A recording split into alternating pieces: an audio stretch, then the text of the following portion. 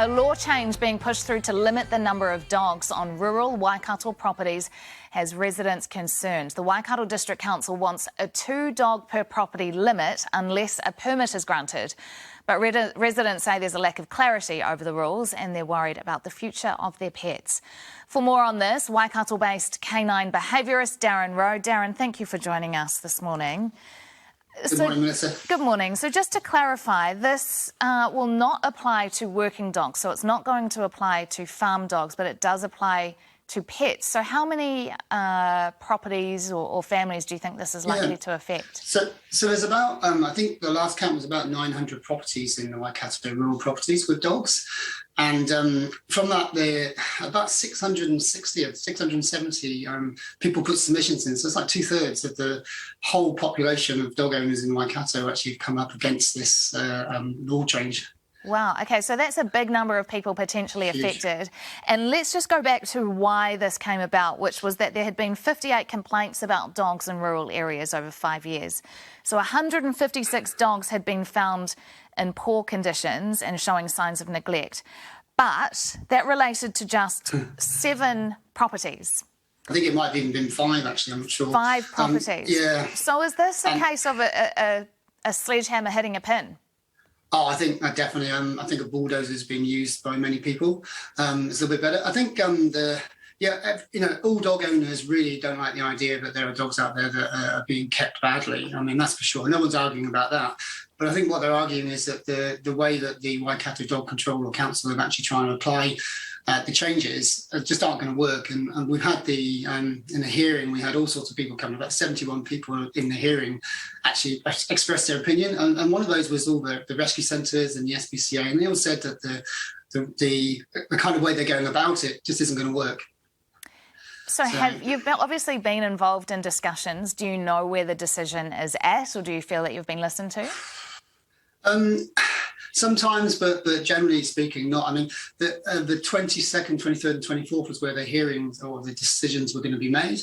And normally they stream those live. And I don't know what the ruling on streaming private and public sort of meetings are, but I would have expected to have seen that meeting. There's certainly other ones that were being streamed.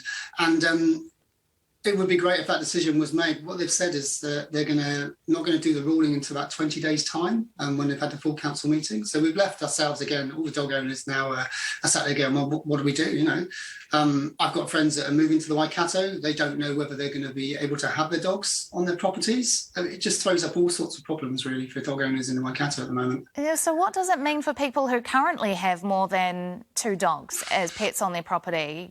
What are they being told about what could happen to their dogs? We don't really know because there's no clarity around exactly how this permit is going to be implemented. So at the moment, we don't know whether a dog control officer has a set criteria that they're going to be looking at to say, well, okay, you are okay to have these number of dogs. I mean, we got 7 dogs, or is it just going to be their opinion? So we have no clarity around that decision. One of the suggestions was that you would get a permit for each dog at $60, but then someone would have to come around and inspect your property and make sure everything was okay, but also that you'd have to have your neighbour's permission. Yeah, I think the neighbour's permission at present, I think in the hearings they said there was no decision on that one, or they hadn't said that. But again, once it goes through, it's if a permit goes through under the Dog Control Act, it's going to be subject to all the Dog Control Act infringements, I would say. It's not an animal welfare thing because the Dog Control Act doesn't really deal with animal welfare. That's the Animal Welfare Act. So as soon as it goes through, if it does go through, then really it's open to all those interpretations. So there's no reason why it couldn't be applied to neighbours complaining.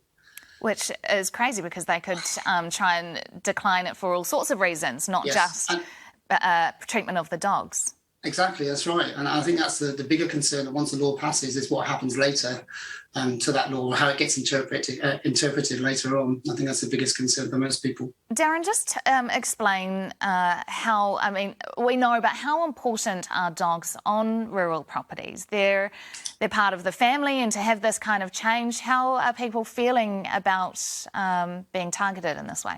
Yeah, so obviously the last 2 years has been pretty hectic for most people, especially with all the COVID sort of problems. And for me, my dogs have been my rock. They really have. They've been here every day. I've gone for a walk with them. It's kept my well-being, physical and mental well-being, really in check. And to think that that might be jeopardised by 5 properties that really, 5 properties out of 900. That's not a reason to change the law. That's an exception to the rule, isn't it? So to think that my lifestyle and everything will be changed or could be changed potentially is quite horrendous. To the point where we've got 800 people on a Facebook page regularly complaining about these laws. Well, we will stay across this issue and keep across the council decision. You keep in contact with us too. Canine behaviourist Darren Rowe. Darren, thanks for your time this morning.